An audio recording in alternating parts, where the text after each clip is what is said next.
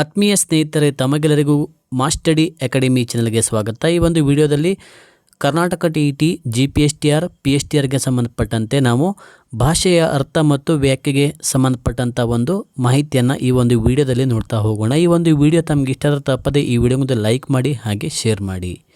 ಭಾಷೆಯ ಅರ್ಥ ಮತ್ತು ವ್ಯಾಖ್ಯೆ, ನೀವು ಹಿಂದಿನ ಒಂದು ಪ್ರಶ್ನೆ ಪತ್ರಿಕೆಯನ್ನು ನೋಡಿದಾಗ ಈ ಒಂದು ಟಾಪಿಕ್ನಲ್ಲಿ ಸಾಕಷ್ಟು ಸಲ ಪ್ರಶ್ನೆಗಳಾಗಿದ್ದಾವೆ. ಹಾಗಾಗಿ ಈ ವಿಡಿಯೋನ ಕಂಪ್ಲೀಟಾಗಿ ಸ್ಕಿಪ್ ಮಾಡದೆ ನೋಡಿ. ಇದೇ ಥರ ನಿಮಗೆ ಇನ್ನೂ ಹೆಚ್ಚಿನ ರೀತಿಯ ವೀಡಿಯೋಸ್ಗಳು ಬೇಕಾದಲ್ಲಿ ನಮ್ಮ ಮಾಸ್ಟಡಿ ಅಕಾಡೆಮಿ ಚಾನಲ್ನ ಸಬ್ಸ್ಕ್ರೈಬ್ ಮಾಡಿಕೊಳ್ಳಿ. ಸಾಮಾನ್ಯವಾಗಿ ಜನರು ಆಡುವ ಮಾತನ್ನು ಹಾಗೆ ಬರೆಯುವ ಬರಹವನ್ನು ಭಾಷೆ ಎಂದು ಕರೆಯುತ್ತೇವೆ. ಭಾಷೆಯ ಬಗೆಗೆ ವೈಜ್ಞಾನಿಕವಾಗಿ ಖಚಿತವಾಗಿ ಹೇಳುವುದು ಸುಲಭವಲ್ಲ. ಈ ಬಗೆಗೆ ಪ್ರಾಚೀನ ಕಾಲದಿಂದಲೂ ವಿದ್ವಾಂಸರು ಅಧ್ಯಯನ ಮಾಡುತ್ತಲೇ ಬಂದಿದ್ದಾರೆ. ನೋಡಿ, ಸಾಮಾನ್ಯವಾಗಿ ನಾವು ಜನರು ಆಡುವ ಮಾತನ್ನು ಬರೆಯುವ ಬರಹವನ್ನು ಭಾಷೆ ಅಂತ ಕರಿತೀವಿ. ಹಾಗೆ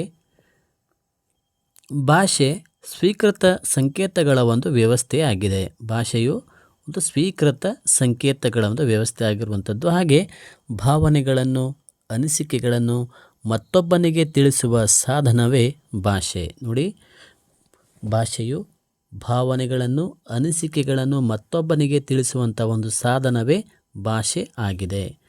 ಭಾಷೆ ಎಂಬ ಪದವು ಸಂಸ್ಕೃತದ ಭಾಷ್ ಎಂಬ ಧಾತುವಿನಿಂದ ಬಂದಿದೆ. ಭಾಷ್, ಇದು ಇಂಪಾರ್ಟೆಂಟ್ ನೋಡಿ. ಭಾಷ್ ಎಂಬ ಧಾತುವಿನಿಂದ, ಸಂಸ್ಕೃತ ಭಾಷೆಯ ಭಾಸ್ ಎಂಬ ಧಾತುವಿನಿಂದ ಬಂದಿದೆ.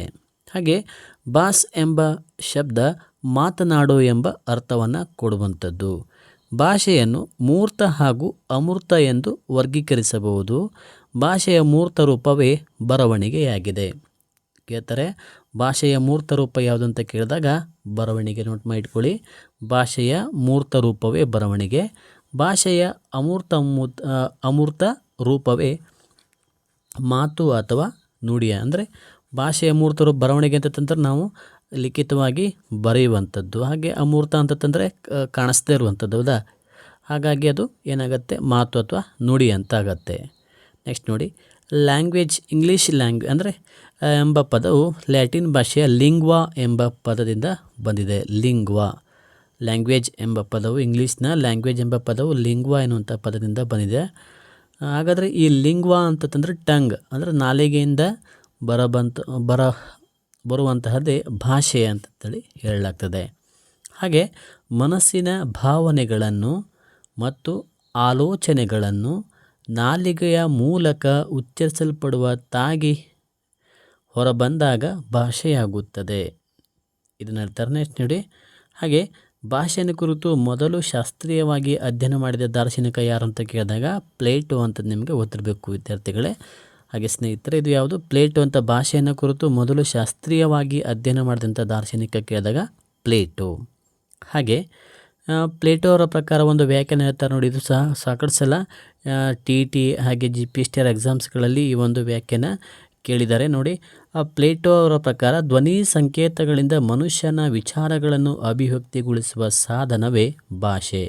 ನೋಡಿ, ಧ್ವನಿ ಸಂಕೇತಗಳಿಂದ ಮನುಷ್ಯನ ವಿಚಾರಗಳನ್ನು ಅಭಿವ್ಯಕ್ತಿಗೊಳಿಸುವ ಸಾಧನವೇ ಭಾಷೆ ಆಗಿದೆ.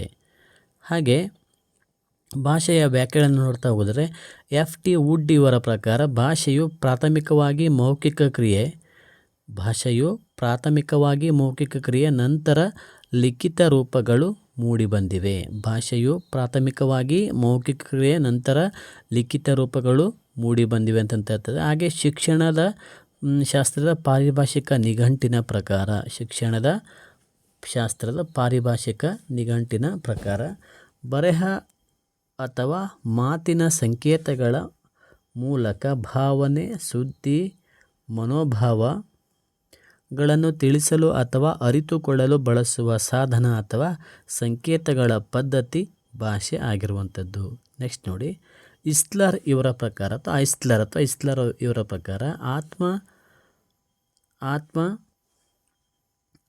ಆತ್ಮ ಅಥವಾ ಮನಸ್ಸಿನಲ್ಲಿರುವ ಯಾವುದೇ ಪ್ರಾಣಿಯ ಅನುಭವದ ಅಭಿವ್ಯಕ್ತಿಯೇ ಭಾಷೆ. ನೆನಪಿರಲಿ, ಇಸ್ಲರ್ ಅಂತ ಬಂದಾಗ ಅನುಭವದ ಅಭಿವ್ಯಕ್ತಿಯ ಭಾಷೆ ಅಂತ ಹೇಳಿದ್ರು ಯಾರು? ಈಸ್ಟ್ಲರ್.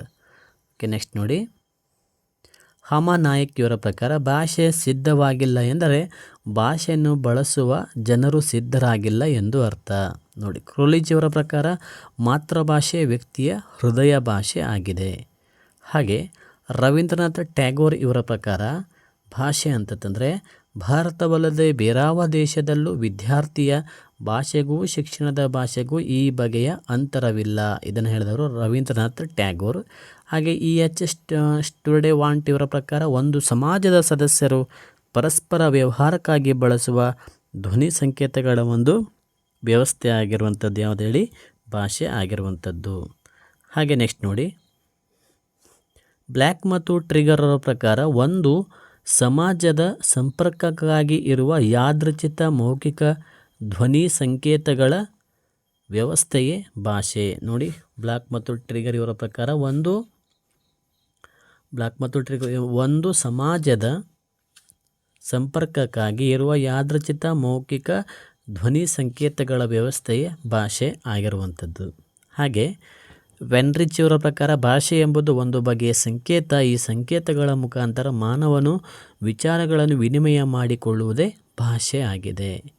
ಹಾಗೆ ಎಡ್ವರ್ಡ್ ಸಫೀರ್ ಇವರ ಪ್ರಕಾರ ಸ್ವಯಂ ಪ್ರೇರಿತವಾಗಿ ಉಚ್ಚರಿಸಿದ ಸಂಕೇತಗಳ ಒಂದು ವ್ಯವಸ್ಥೆಯ ಮೂಲಕ ಅಭಿಪ್ರಾಯಗಳನ್ನು, ಭಾವಗಳನ್ನು, ಇಷ್ಟಗಳನ್ನು ಪ್ರದಾನ ಮಾಡಲು ಇರುವ ಮನುಷ್ಯನಿಗೆ ವಿಶಿಷ್ಟವಾದ ಅವನ ಸ್ವಭಾವದ ರೀತಿಯೇ ಭಾಷೆ. ಕಿಲ್ಲರ್ ಕೌಚ್ ಎನ್ನುವ ಭಾಷಾ ತಜ್ಞರ ಪ್ರಕಾರ ಪದಗಳೆಂಬ ನಾಣ್ಯಗಳ ಮೂಲಕ ನಮ್ಮೊಳಗಿನ ಆಲೋಚನೆಗಳನ್ನು ವಿನಿಮಯ ಮಾಡಿಕೊಳ್ಳಲು ಸಾಧ್ಯವಾಗುವ ಸಾಧನವೇ ಭಾಷೆ. H.A. ಗ್ಲಿಸನ್ಸ್ ಇವರ ಪ್ರಕಾರ ಮಾನವನ ವ್ಯವಹಾರದ ಬಹುಮುಖ್ಯ ಲಕ್ಷಣವೇ ಭಾಷೆ. ಆದುದರಿಂದ ಭಾಷೆಗೆ ಪ್ರೌಢ ಪ್ರಪಂಚದಲ್ಲೊಂದು ವಿಶಿಷ್ಟವಾದ ಸ್ಥಾನ ಸದಾ ಇರುತ್ತದೆ. ರೂಸೋ ಇವರ ಪ್ರಕಾರ ಭಾಷೆ ಎಂಬುದು ಸಾಮಾಜಿಕ ಒಪ್ಪಂದ ಅಂತ ಹೇಳ್ತಾರೆ. ಸಾಮಾಜಿಕ ಒಪ್ಪಂದ ಅಂತ ಭಾಷೆಯನ್ನು ಹೇಳಿದವರು ಯಾರು ಅಂತ ಕೇಳಿದಾಗ ರೂಸೋ. ನೆಕ್ಸ್ಟ್ ನೋಡಿ, ಎರ್ದಮನ್ ಇವರ ಪ್ರಕಾರ ಭಾಷೆ ಎನ್ನುವುದು ಅಭಿಪ್ರಾಯಗಳ ಅಭಿವ್ಯಕ್ತಿಯ ಒಂದು ವಿಧಾನ ಅಲ್ಲ, ಅದೊಂದು ರೀತಿಯ ಆಲೋಚನೆ ಅಂತಂತೇಳಿ ಹೇಳಿದ್ದಾರೆ. ನೆಕ್ಸ್ಟ್ ನೋಡಿ, ಹಾಗೆ ಎಬ್ಬಿಂಗ್ ಹೌಸ್ ಇವರ ಪ್ರಕಾರ ಯಾವಾಗ ಬೇಕಾದರೂ ಸ್ವಯಂ ಪ್ರೇರಿತವಾಗಿ ಉಚ್ಚರಿಸಬಹುದಾದ ಸಾಂಪ್ರದಾಯಿಕ ಸಂಗೀತಗಳ ವ್ಯವಸ್ಥೆಯೇ ಭಾಷೆ. ದಂಡಿಯವರ ಪ್ರಕಾರ ಭಾಷೆ ಎಂಬ ಬೆಳಕು ಬೆಳಗದಿದ್ದರೆ ಲೋಕವೆಲ್ಲ ಕತ್ತಲೆಯಲ್ಲಿ ಮುಳುಗಿರುತ್ತಿದ್ದ. ಅಂದರೆ ಇವರು ಈ ಥರ ಒಂದು ವ್ಯಾಖ್ಯಾನ ಕೊಡ್ತಾರೆ. ಹಾಗೆ ಮಾರ್ಟಿಯವರ ಪ್ರಕಾರ ನೋಡಿ, ಒಂದು ಚಿತ್ತಸ್ಥಿತಿಯನ್ನು ವ್ಯಕ್ತಪಡಿಸಲು ಮಾಡುವ ಉದ್ದೇಶಪೂರ್ವಕ ಧ್ವನಿಗಳ ಉಚ್ಚಾರಣೆಯೇ ಭಾಷೆ ಆಗಿದೆ. ನೆಕ್ಸ್ಟ್ ನೋಡಿ, ಭಟ್ಟಾಳಂಕ ಪ್ರಕಾರ ಸಂಕೇತವಶ ಪದಾರ್ಥ, ಗೋಚರ ಪ್ರವೃತ್ತಿ, ನಿವೃತ್ತಿ ರೂಪ ವ್ಯವಹಾರ, ವಾಕ್ ವಿಶೇಷ. ಹಂಬೋಲ್ಟ್ ಇವರ ಪ್ರಕಾರ ಧ್ವನಿಗಳ ಮೂಲಕ ತನ್ನ ಅಂತರಂಗವನ್ನು ಅಭಿವ್ಯಕ್ತಿಗೊಳಿಸಲು ಮಾಡಿದ ಪ್ರಯತ್ನದ ಫಲವೇ ಭಾಷೆ. ಹಾಗೆ ಆಕ್ಸ್ಫರ್ಡ್ ನಿಘಂಟಿನ ಪ್ರಕಾರ ನೋಡಿ, ಇದನ್ನು ಸಹ ಭಾಳ ಇಂಪಾರ್ಟೆಂಟು. ಆಕ್ಸ್ಫರ್ಡ್ ನಿಘಂಟಿನ ಪ್ರಕಾರ ನೋಡಿ, ಮನುಷ್ಯನ ಯೋಜನೆಗಳನ್ನು ಅಭಿವ್ಯಕ್ತಿಗೊಳಿಸುವ ಸಲುವಾಗಿ ಇರುವ ಒಂದು ಶಬ್ದ ಸಂಯೋಜನೆ ಮಾಧ್ಯಮವೇ ಭಾಷೆ. ಶಬ್ದ ಸಂಯೋಜನೆ ಮಾಧ್ಯಮವೇ ಭಾಷೆ. ರ್ಯಾಂಡಮ್ ಹೌಸ್ ನಿಘಂಟು ಪ್ರಕಾರ ಒಂದು ಸಮಾಜ ಅಥವಾ ರಾಷ್ಟ್ರಕ್ಕೆ ಸೇರಿದ ಅಥವಾ ಒಂದು ಭೌಗೋಳಿಕ ಪ್ರದೇಶಕ್ಕೆ ಸೇರಿದ ಒಂದು ಸಾಂಸ್ಕೃತಿಕ ನೆಲೆಗಟ್ಟಿಗೆ ಸೇರಿದ ಜನರು ತಮ್ಮ ಅನುಕೂಲ ಮತ್ತು ವ್ಯವಹಾರಗಳಿಗೆ ಬಳಸುವ ಧ್ವನಿ ಸಂಕೇತಗಳ ಒಂದು ಸಾಮಾನ್ಯ ವ್ಯವಸ್ಥೆಯೇ ಭಾಷೆ ಅಂತ ಹೇಳ್ತಾರೆ. ಹಾಗಿದ್ರೆ ಇನ್ನು ಭಾಷೆಯ ಸ್ವರೂಪನ ನೋಡ್ತಾ ಹೋಗೋಣ ಸ್ನೇಹಿತರೆ. ಭಾಷೆಯ ಸ್ವರೂಪಗಳು ಒಂದನೇದಾಗಿ ನೋಡಿ, ಭಾಷೆ ಒಂದು ವ್ಯವಸ್ಥೆ, ಇದು ಒಂದು ಸಂಕೇತಗಳ ವ್ಯವಸ್ಥೆ. ಹಾಗೆ ಭಾಷಾ ಸಂಕೇತಗಳು ಮೌಖಿಕ ಧ್ವನಿ ಸಂಕೇತಗಳಾಗಿವೆ. ಸಾಮಾಜಿಕ ಸಂಪರ್ಕವೇ ಭಾಷೆಯ ಉದ್ದೇಶ. ಶಬ್ದಗಳು ಕಾಲ, ದೇಶ, ಸಂಸ್ಕೃತಿಗಳಿಂದ ಅರ್ಥ ಪಡೆದುಕೊಳ್ಳುತ್ತವೆ. ಭಾಷೆಯ ಪ್ರಾಮುಖ್ಯತೆ ನೋಡೋದಾದರೆ ನೋಡಿ, ಭಾಷೆಯ ಪ್ರಾಮುಖ್ಯತೆಗಳು ಮೊದಲನೇದಾಗಿ ಮನುಷ್ಯನ ಸಾಮಾಜಿಕ ವ್ಯವಹಾರಗಳಿಗೆ, ಭಾವನೆ, ಆಲೋಚನೆಗಳ ಅಭಿಪ್ರಾಯಗಳಿಗೆ, ಅಭಿವ್ಯಕ್ತಿಗೆ, ಶಿಕ್ಷಣ ಮತ್ತು ಆಡಳಿತ ವ್ಯವಹಾರಗಳಿಗೆ, ಸಂಸ್ಕೃತಿ ಬೆಳವಣಿಗೆ ಮತ್ತು ಪ್ರಸಾರಕ್ಕೆ, ರಾಷ್ಟ್ರೀಯ ಮತ್ತು ಭಾವನಾತ್ಮಕ ಐಕ್ಯತೆಗೆ, ಭಾಷೆ ಬೇಕು. ಸಾಹಿತ್ಯ ಮತ್ತು ಕಲೆಯ ಬೆಳವಣಿಗೆಗೆ ಭಾಷೆ ಬೇಕು. ವಿಜ್ಞಾನ ಮತ್ತು ಸಂಶೋಧನೆಗಳ ವಿಕಾಸಕ್ಕಾಗಿ ಭಾಷೆ ಬೇಕು. ಹಾಗೆ ವ್ಯಕ್ತಿಯ ಸಾಮಾಜೀಕರಣದೊಂದಿಗೆ ವ್ಯಕ್ತಿತ್ವದ ವಿಕಾಸಕ್ಕೆ ಏನು ಬೇಕು ಹೇಳಿ ಭಾಷೆ ಬೇಕು. ಮಾಹಿತಿ ಮತ್ತು ಜ್ಞಾನವನ್ನು ದಾಖಲೆ ಮಾಡಲಿಕ್ಕೆ ಏನು ಬೇಕು ಭಾಷೆ ಬೇಕು. ಹಾಗೆ ನೋಡಿ, ಆಧುನಿಕ ಜೀವನ ಶೈಲಿಗೆ ಹೊಂದಾಣಿಕೆಯಾಗಲು ಏನು ಬೇಕು ನಮಗೆ ಈ ಒಂದು ಭಾಷೆ ಅನ್ನೋದು ಭಾಳಷ್ಟು ಮಹತ್ವ ಪಡೆದುಕೊಂಡಿದೆ. ಇವೆಲ್ಲ ನಿಮಗೆ ಒಂದು ಪ್ರಮುಖ ಮಹತ್ವಗಳು. ಹಾಗೆ ಈ ಒಂದು ವಿಡಿಯೋ ತಮಗೆ ಇಷ್ಟ ಆದರೆ ತಪ್ಪದೇ ಈ ವಿಡಿಯೋಗೊಂದು ಲೈಕ್ ಮಾಡಿ, ಹಾಗೆ ಶೇರ್ ಮಾಡಿ. ಇದೇ ಥರ ಇನ್ನೂ ಹೆಚ್ಚಿನ ರೀತಿಯ ವೀಡಿಯೋಸ್ಗಳು ಬೇಕಾದಲ್ಲಿ ಕಮೆಂಟ್ ಮಾಡಿ ತಿಳಿಸಿ. ಹಾಗೆ ನಮ್ಮ ಚಾನಲನ್ನು ಸಬ್ಸ್ಕ್ರೈಬ್ ಮಾಡಿಕೊಳ್ಳಿ. ಧನ್ಯವಾದ.